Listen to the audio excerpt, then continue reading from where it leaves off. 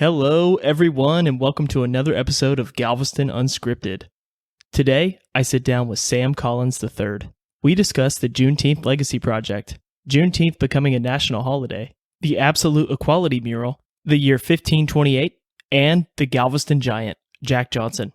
Sam Collins has been a key player in the Galveston community for years. Let's go ahead and jump right into my conversation with Sam Collins III. Here we are. Thank you so much, Sam, for joining me in my new office building at the Marmo. I really appreciate you joining me today for Galveston Unscripted.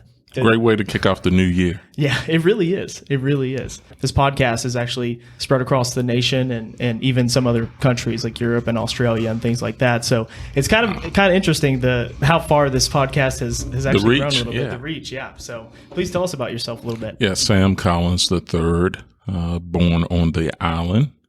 So there's always individuals are asking, are you BOI? And I tell everybody's BOI. Born on island, born off island. Yeah. So don't get too disturbed if someone tells you you're not BOI. You just tell them, I'm born off island. I am. My parents both born on the island, and my grandmother's maternal and paternal born on the island.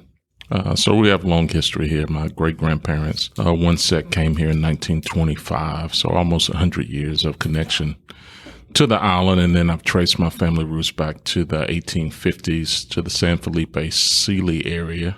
Wow. And then further back than that to North Carolina in the mid-1700s. So that's a little bit of my own family research. I'm a husband to my wife, Doris, that teaches third grade at L.A. Morgan. We have 4 beautiful children, 2 girls, 2 boys, 25, 23, 21, and 12. Oh, my God. What a spread. Yeah, well, right there at the end, that was the only spread. The other ones were pretty close together. We were younger then. Gotcha.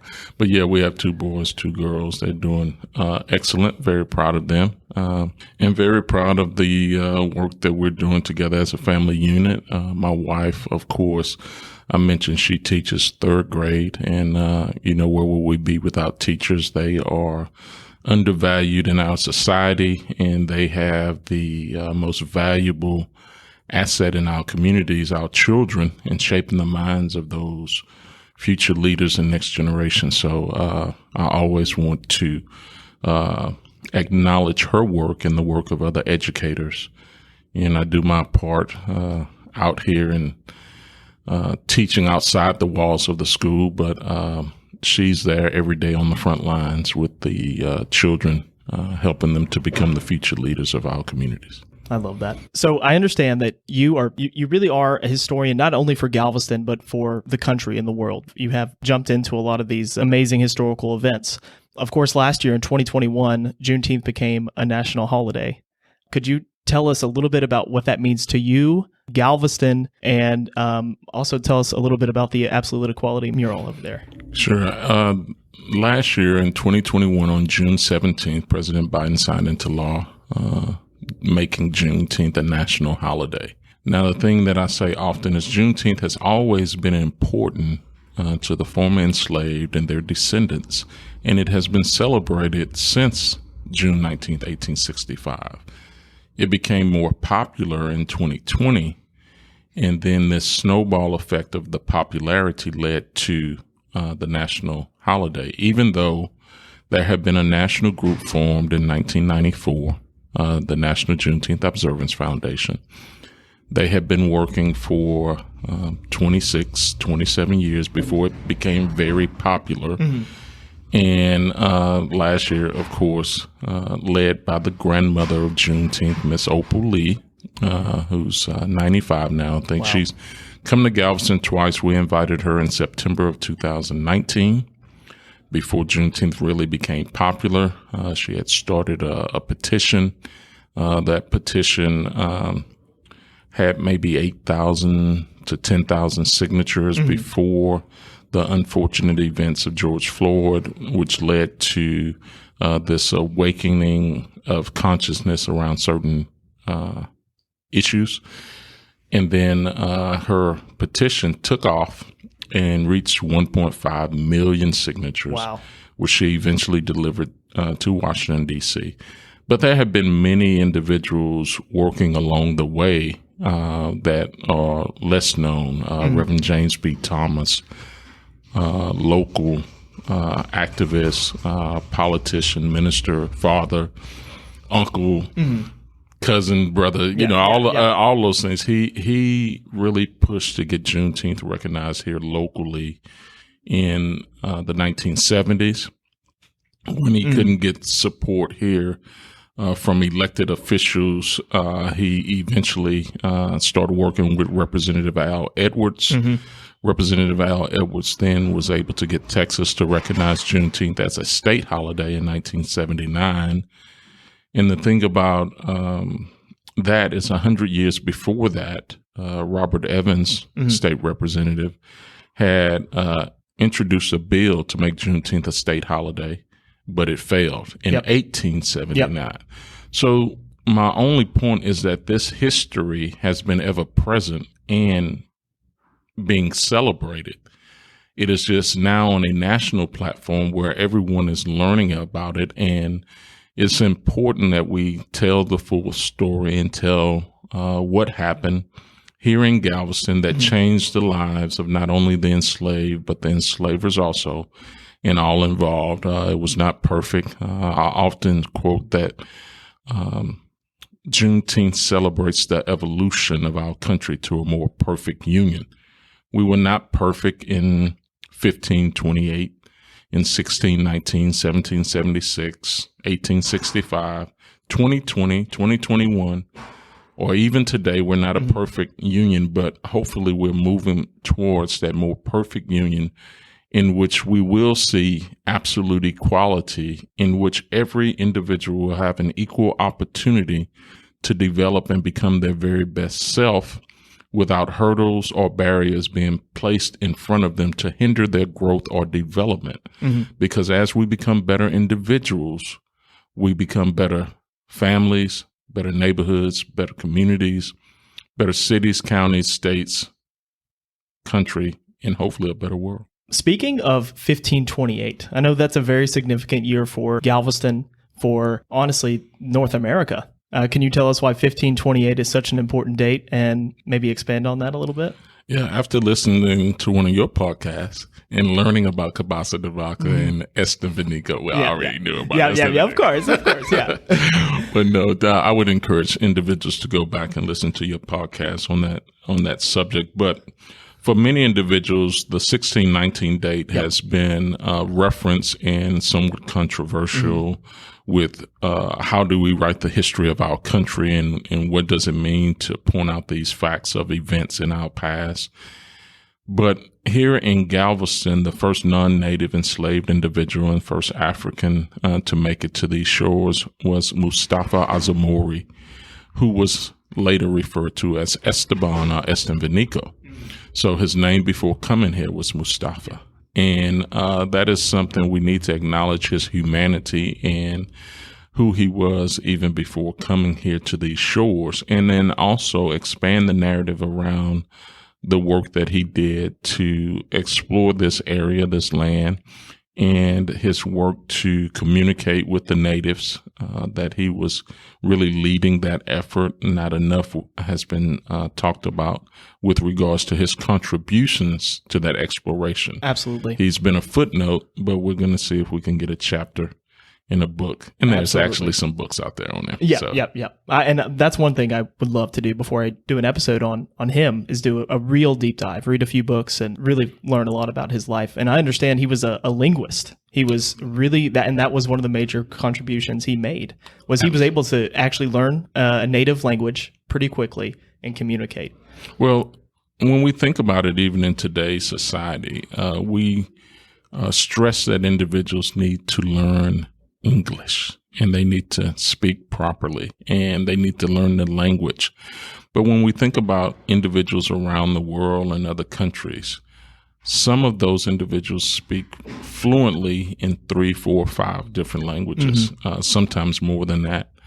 So they are very intelligent individuals, and we could learn something from our worldly neighbors. Right? Absolutely. We are at a a disadvantage if we only speak one language or two languages.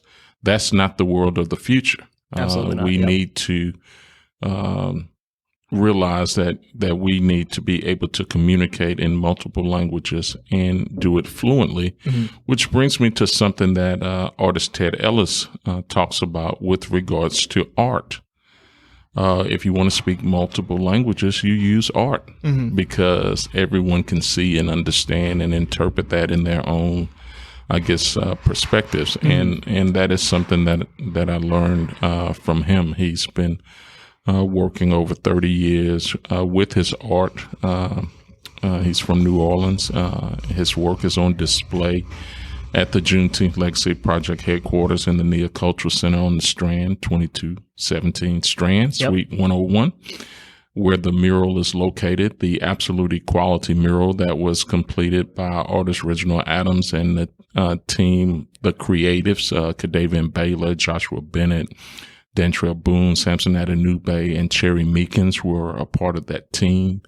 And then also, prior to the mural being placed at that location, we had a sketch done by a young artist named Chase Sampe. And this is an important piece of the story. She's a young artist in grad school at Florida State University. And she did the actual first sketch of Granger seated at a table with the soldiers standing, many of them being United States colored troops.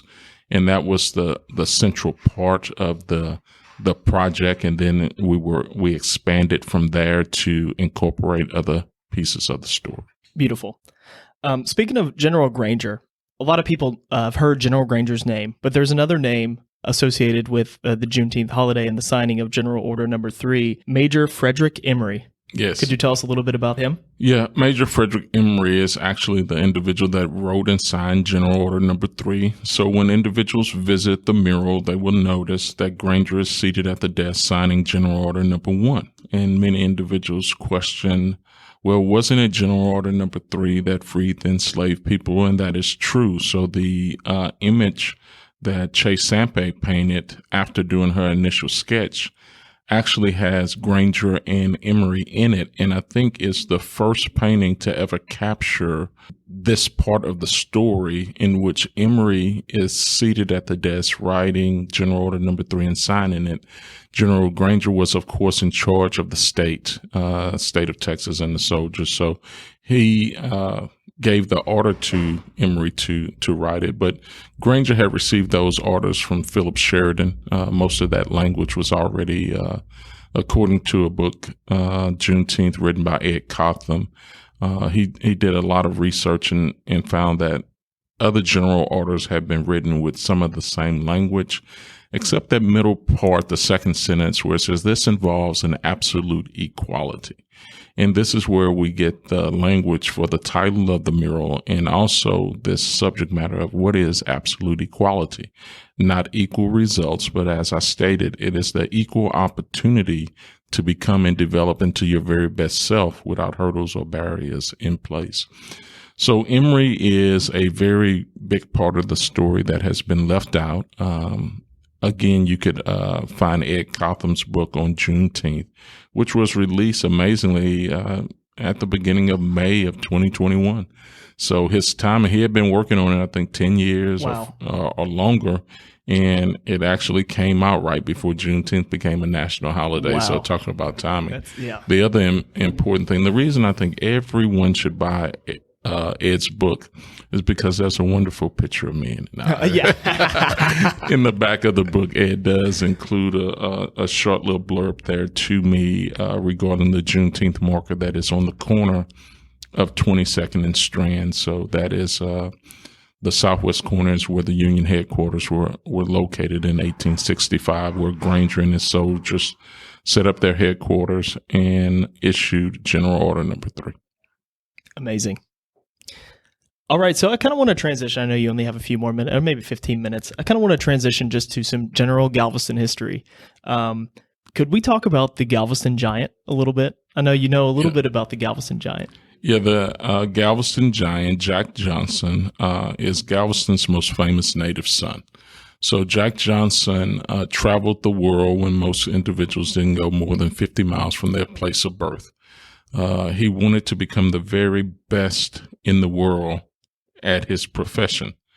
So imagine if you become the very best to host podcasts, interviews. It's a tall ladder to climb, I'll tell you.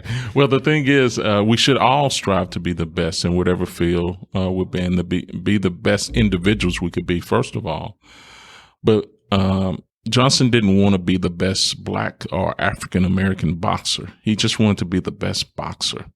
And I have said in other interviews that Johnson is the first to truly be a world champion, because heavyweight world champion, because prior to him having an opportunity to fight for the heavyweight title, African Americans or Blacks had not had a chance. So the champions prior to that had not fought all the best athletes. So when Johnson won the title, he broke down many barriers. So he was the first to take all comers. Mm-hmm. And later he took more. After he won the title, he would take more white fights than fights with Black boxers, because they were harder fights. Mm-hmm.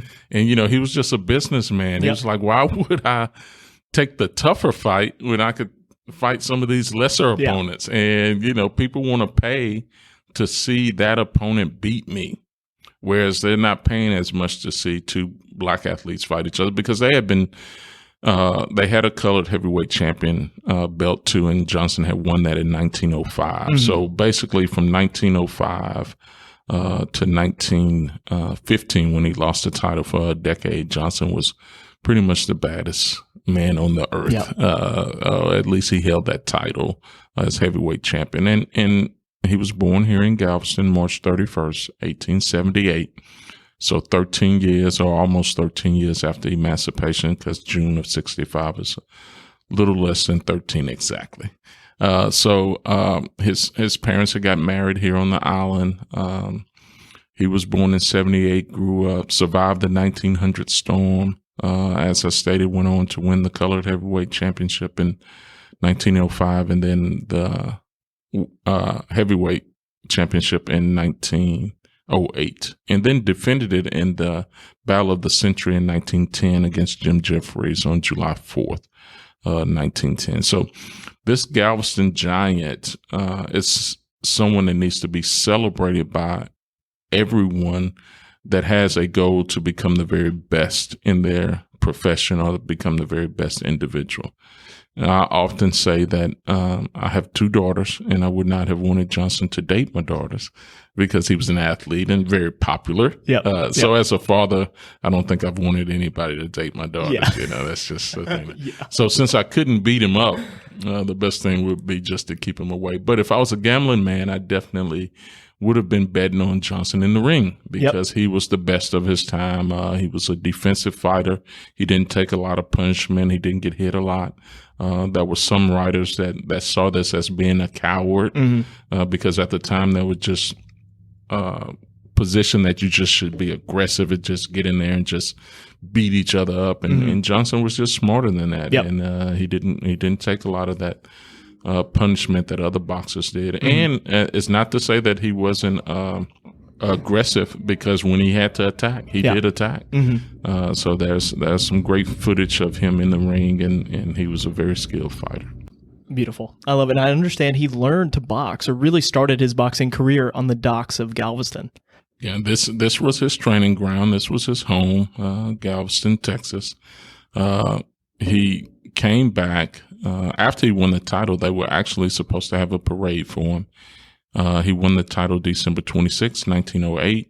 They were going to have a parade in March of 1909, but that got canceled because of the views of individuals during the time in which they didn't approve of his relationships, and which eventually led to him being convicted of the Mann Act in 1913, which he was pardoned in 2018. So he died in 1946, so it was many years after his death, but it was an effort to right the wrong of that conviction from 1913, which was racially driven at the time. moving on to a little bit of Galveston economics here. One thing I learned from you, actually, deep diving online, was T.D. Armstrong. Yeah. In, I believe it was May of 62, Mr. Armstrong, Thomas Du Bois, his middle name was D-E-B-O-Y, I believe, because he was, when he was born, he was the only boy in the family. So he was Du Bois. Thomas Du Bois Armstrong was listed as one of the top 100 richest Negroes in America, which is amazing. Not in Galveston, not in Texas, not in, the South. It was in America. And he had several businesses here.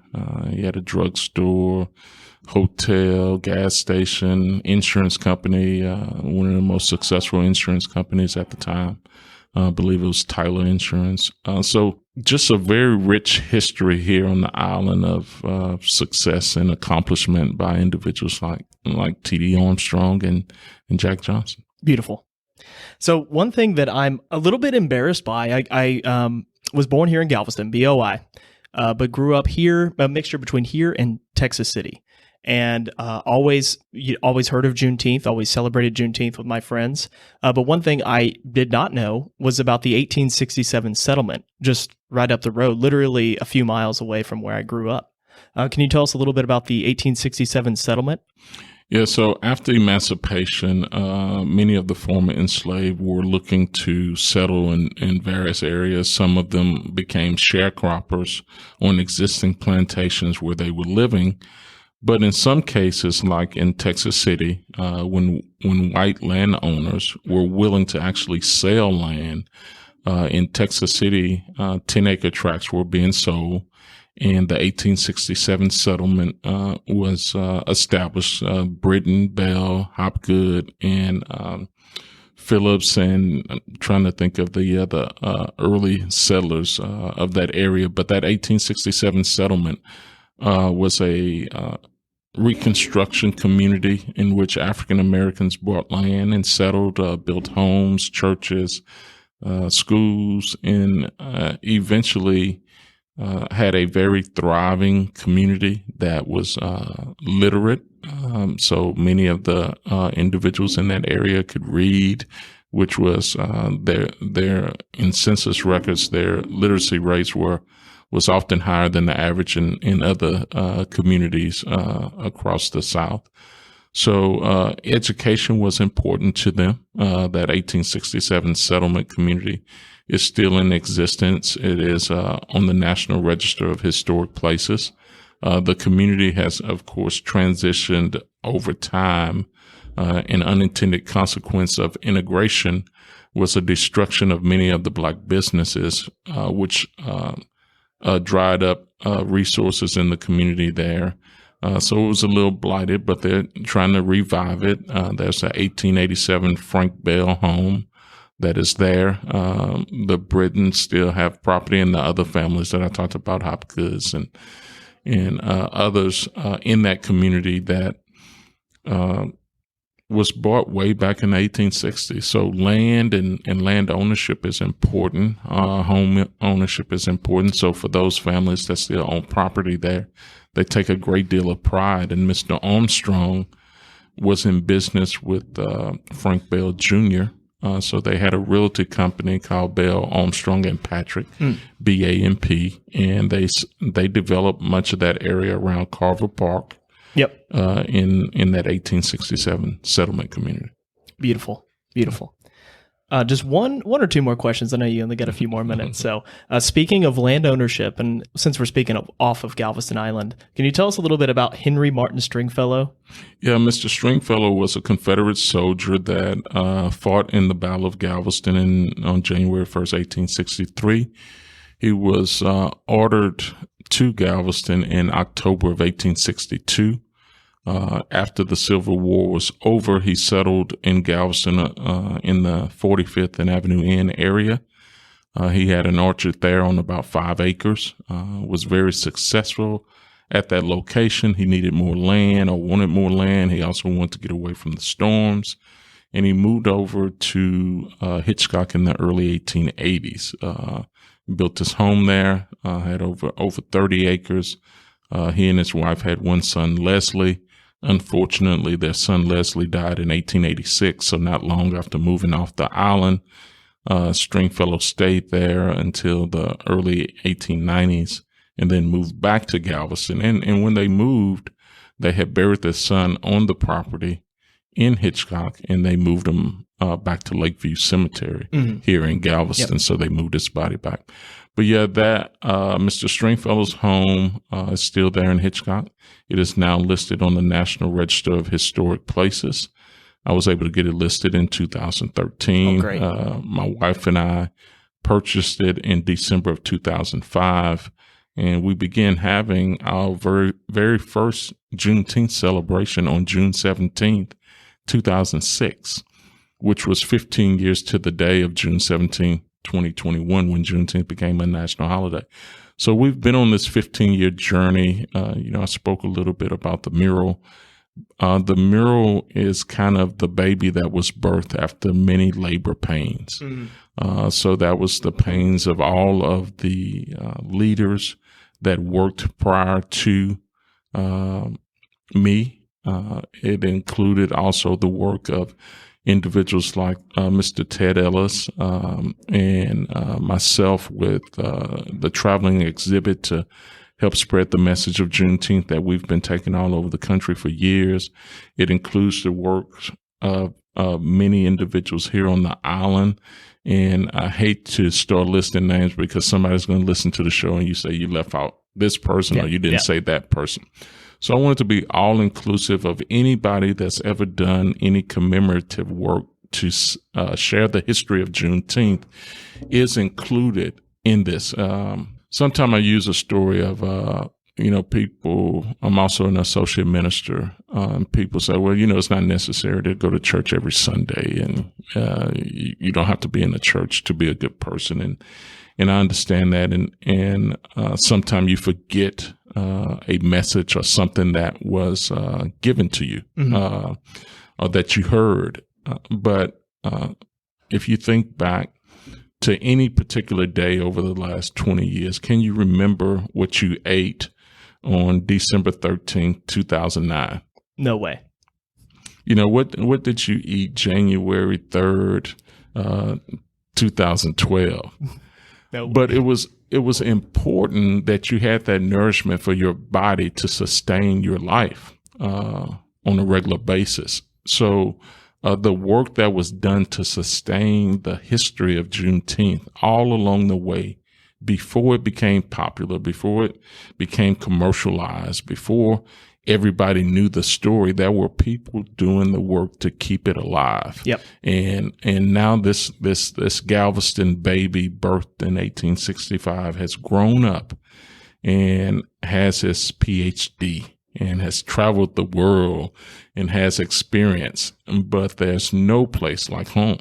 No matter who tells the Juneteenth story, no matter where people celebrate Juneteenth, it will always be tied to the city of Galveston and this beautiful island that we call home, where individuals born on the island and individuals born off island can come to the location in which this history was made and see this beautiful mural that we now have in our community that tells the story from Estenvenico at the beginning, all the way up to the current events of still marching toward absolute equality. There have been a couple of modifications to the mural for those that have not seen it.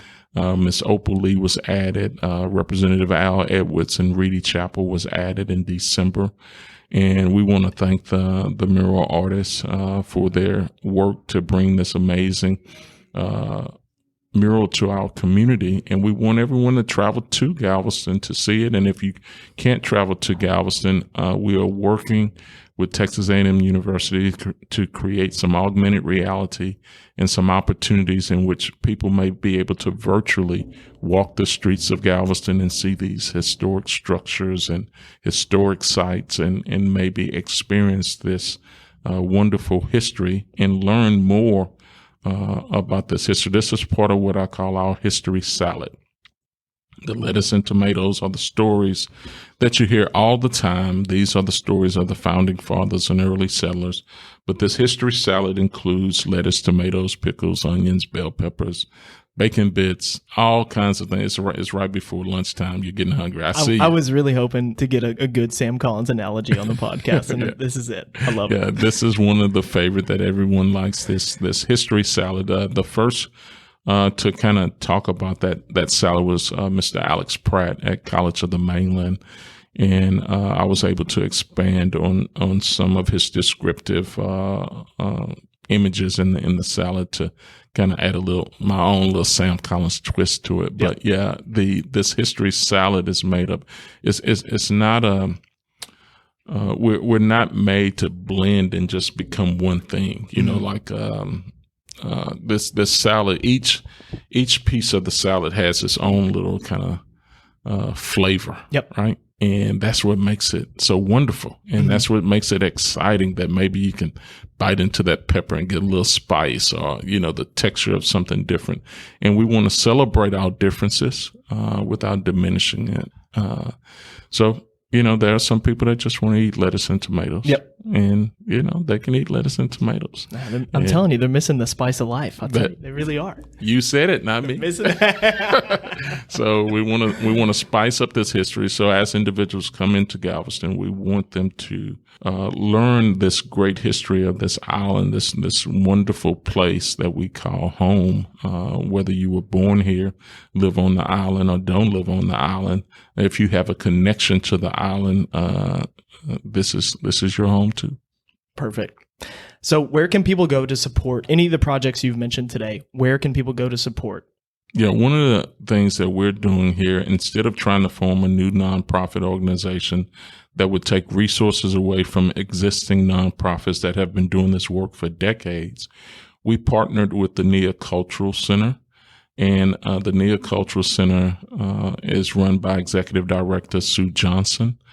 She has an amazing staff. She's expanding that staff as more economic support is coming into the organization. So I would say support the NEA Cultural Center. I think it's neacultural.org. And then we also have a Juneteenth Legacy Project website. It was mainly formed for the mural project, but we are in partnership with NEA to do other programming here on the island. And you can go to www.juneteenthlegacyproject.com and get more information. But the NEA cultural site is the one that I would direct individuals to first. And then just personally, I have a website, truthstrong.org, www.truthstrong.org. I travel and I speak. I do motivational speaking, not just on history, but just speaking engagements in general. So you can find some information there, and you can Cash App me. Well, I will add all of those links in the description of the podcast and wherever else this audio is found. One final question for you, Sam. When are you starting your own podcast? Well, this is, I've been told I have that radio voice. It's the radio voice, I'll tell you. So hopefully next month we'll kick off a podcast talking about weapons of knowledge and empowerment. Love it. And, everybody wants to be woke. It's woke. So let's wake everybody up. Weapons of knowledge and empowerment. And what we want to do is share knowledge and information that will empower people to become better individuals. And this is something that is very important, not only to me, but many other partners of individuals that I work with in the community. As I stated, the NEA Cultural Center has a summer program, Freedom School, in which they share books and information with young students to help them not fall behind in the summer on their reading levels. Mm-hmm. And this is so important to help children not get to reading level, but to get above their grade level. We want them to be more prepared when they go back to school, not less prepared, and not trying to catch up. And this will help all of us. Frederick Douglass has a great quote. It's much easier to build strong children than to repair broken men. I'm not giving up on broken men or women or adults, but his quote is correct that it's easier to help shape the children when they're younger than to have to repair them after they've been broken when they're older. And that brokenness shows up in many examples. It's not just a brokenness of poverty and broken negative situations in which when you initially think of broken individuals, there are some very successful people that are broken. There are very successful people that are still seeking the approval of other individuals. And sometimes they still need to be healed, and we need to do the work to help heal those individuals, because hurt people. And we want to wake individuals up to heal those situations, Well, Sam, I know you've got to go. Thank you so much for joining me on Galveston Unscripted. I really would love to have you on some other time. Maybe we could deep dive down some other history rabbit holes and all that. So I really appreciate it. It's been my pleasure. Thank you for this invitation to be one of your first guests in 2022. Congratulations on your new location. Thank you. All of your success. And I tell everyone, tune in to Galveston Unscripted. Thanks, man. With J.R. Shaw. Thanks, Sam.